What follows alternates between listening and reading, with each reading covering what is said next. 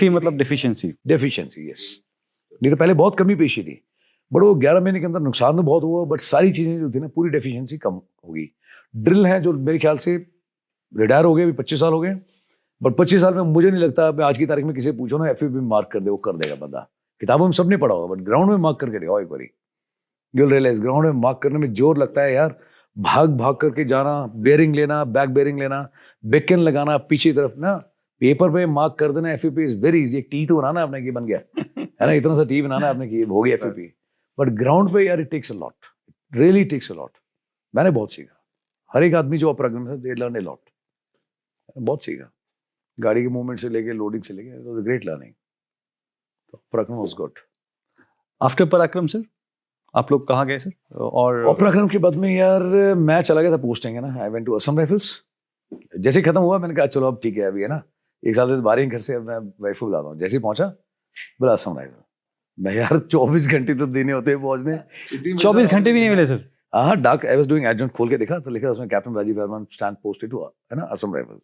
मैं यार कमाल है, और मैंने लो भैया। और फिर वही ड्रिल है, जब जा रहा था सुबह 6 बजे की ट्रेन थी मेरी, तो बुलाया, पार्टी वार्टी करी उन्होंने। एंड गुरखास में एक ट्रेडिशन होता था, आई डोंट नो बाकी यूनिट्स फॉलो करते नहीं करते, बाटो रखी, one for the road.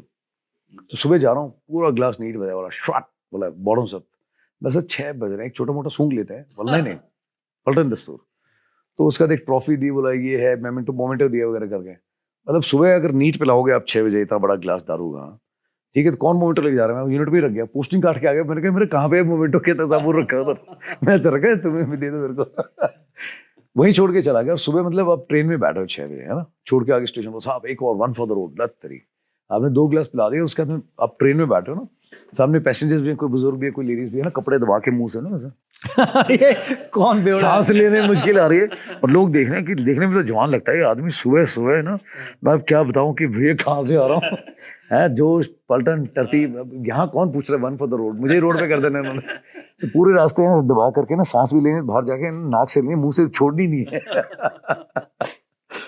When I went to Assam Rifle, मैं वहां से उधर चला गया था। असम राइफल कहाँ sir? Manipur. Where in Manipur sir? Manipur में यार मैं था ईस्ट इम्फाल में। You were in battalion sir? Yeah. कौन सा? Battalion, I always keep the name with me only for specific reason. I'll tell you off screen why. But I was there, based in the center of the, Imphal. बिल्कुल इम्फाल के centre में था, and I realized that was also great learning. है ना, फिबो हम बात करते हैं, but I don't think है ना many officers और अपना जवान देव got exposed, especially officers. फिबुआ में Fighting in built up area. Toughest place है। जंगल में ठीक है यार, हाँ अगर 6 बजे के बाद में आप जा रहे हो, you're not supposed to be there, सीधा हुकुम क्लियर है, रूल्स एंड गेम ठोक दो, बाद में देखेंगे। किस साल की बात है सर ये? लॉन्ग टाइम बैक यार, this was in year, operation खत्म हुआ 2002-3 में। बट यार fighting in built up area ना, मतलब एक घर के अंदर बच्चे हैं, सारे हैं, मतलब प्रॉपर मार्केट बिल्डिंग मॉल, और आप वहाँ हथियार लेके घुस रहे हो, इट्स नॉट इजी थिंग।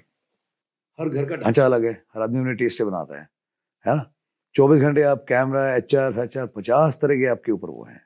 अब गाड़ी जाते हैं, एवरीवन नोस कि भी यहाँ कोई रह रहा है। बिल्ट अप एरिया में बहुत मुश्किल है, बहुत ज्यादा मुश्किल है। How is your take sir Assam Rifles, और कंपैरिजन नहीं बोलूंगा मैं, but how is Assam Rifles sir? Great force, elite force. Major Mohammad है, we had a show too. He said कि सर आपने एक बात बोली थी कि ना असम राइफल है ना, they are actually special operators. Yes. Why? Because यार मैंने उनको कभी मैप यूज करते नहीं देखा। पहले क्या होता था, असम राइफल ना एक जगह फिक्स रहती थी। Yes sir. When Assam rifle was raised, तो इनिशियली असम राइफल में सिर्फ only Gorkha officers were posted.